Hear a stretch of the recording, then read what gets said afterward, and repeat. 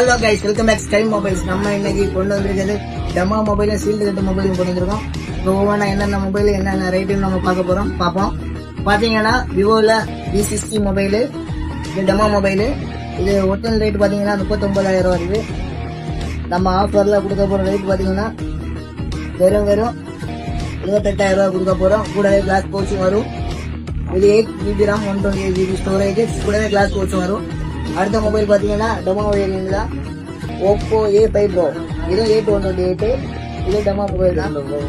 பாருங்க, மொபைல் சூப்பராக இருக்கும். எல்லாமே காட்டி தரேன்.